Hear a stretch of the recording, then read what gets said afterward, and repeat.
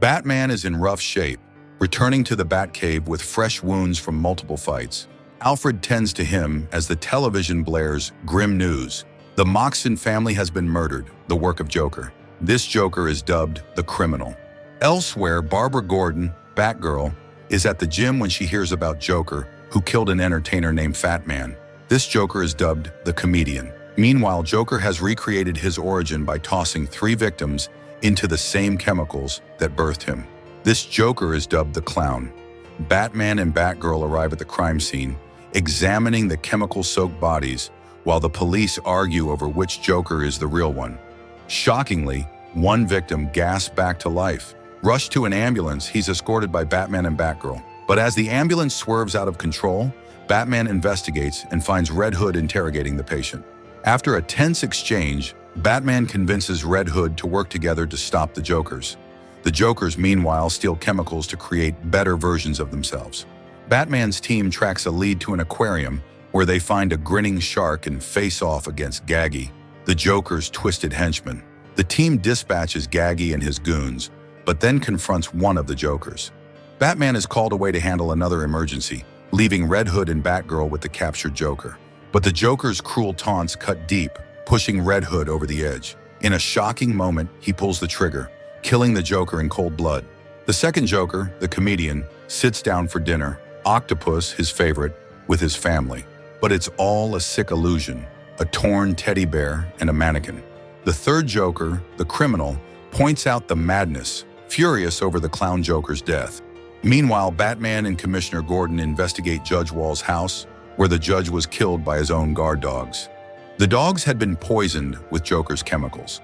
As Batman examines the scene, Batgirl pulls him aside and reveals Jason Todd, Red Hood, shot one of the Jokers. Furious at himself for not protecting Jason, Batman refocuses on a clue, a fingerprint on the judge's body matching Joe Chill, the man who killed Batman's parents. But when they check, Chill is bedridden in the hospital and couldn't be involved. While Batman and Batgirl chase this lead, Red Hood takes matters into his own hands. He tracks the Jokers to an abandoned pool facility and discovers a horrifying sight, a pool filled with chemicals and bodies. Before he can react, the Jokers ambush him. They torture Jason and force-feed him the chemicals. Batman and Batgirl arrive, only to be swarmed by a mob of Jokerized goons. Fighting through, they find Jason, beaten, bloody, and seething with anger. He blames Batman for everything. The trio retreats to Batgirl's apartment, where Jason rests. As they talk, Jason and Batgirl share a vulnerable moment that ends in a kiss, something Batgirl immediately regrets. Back in the Batcave, Batman pieces together the Joker's identities. Meanwhile, the Jokers are filming Joe Chill, interrogating him about the real reason he killed Bruce Wayne's parents. The mystery deepens, and tensions within the Bat family threaten to break everything apart. Batman figured it out, not who the Joker truly is, but the distinct roles of the 3 Jokers. He shares this revelation with Red Hood and Batgirl. Furious, Red Hood says he'll kill the remaining 2 Jokers himself, claiming Batman is too weak to do it. Batman reacts by grabbing Jason and confessing the pain he feels for not stopping the Joker after all the harm he's caused, especially to Jason and Barbara. Batman then calms down, apologizes to Jason for not being there when he needed him, and reminds them they must act as a team to take down the Jokers. The trio determines that the comedian Joker might be the original Joker, but they're still unsure.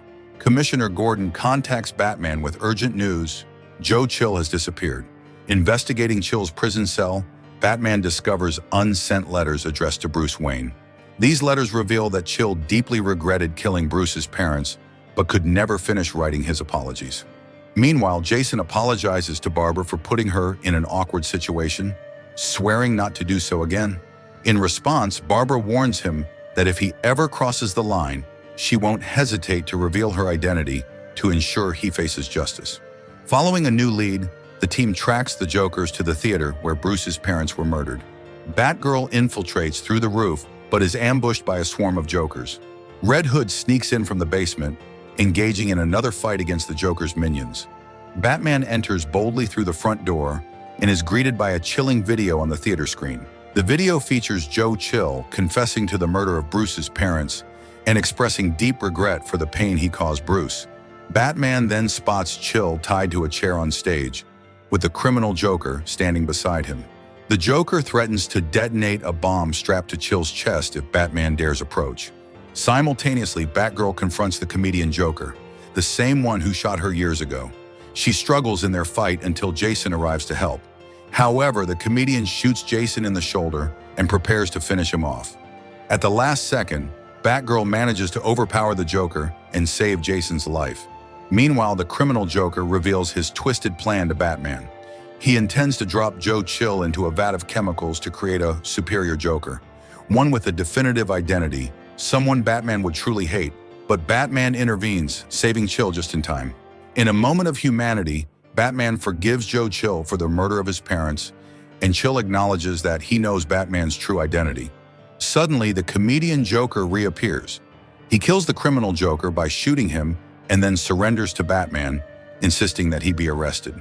As Batman takes him into custody, the comedian Joker reveals he knows the secret identities of Batman, Batgirl, and Red Hood. However, he promises not to expose them, claiming that doing so would ruin the fun. The comedian explains that the clown Joker was obsessed with laughing at others' suffering, while the criminal Joker sought to create a Joker with a name and identity. This plan, however, conflicted with the Joker's true nature, which is why the comedian eventually regretted the criminal Joker's existence. What did the real Joker want all along? To inflict on Batman a pain greater than anything he'd ever experienced. By forgiving Joe Chill, the Joker believes Batman has healed his deepest wound. Ironically, the Joker sees himself as Batman's ultimate torment now, knowing he's the one who inadvertently helped Batman find closure. In the end, Red Hood leaves a heartfelt note on Barbara's door. In it, he confesses his admiration for her, promising to change for her. He writes that he'd give up being Red Hood and just be Jason Todd if she's willing to give him a chance.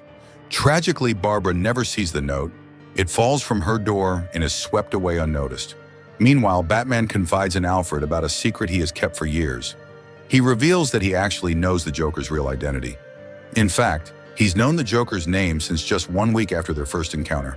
But Batman explains why he has kept this truth hidden. If the Joker's name were to become public, the media would descend upon his family, people the Joker believes to be long dead.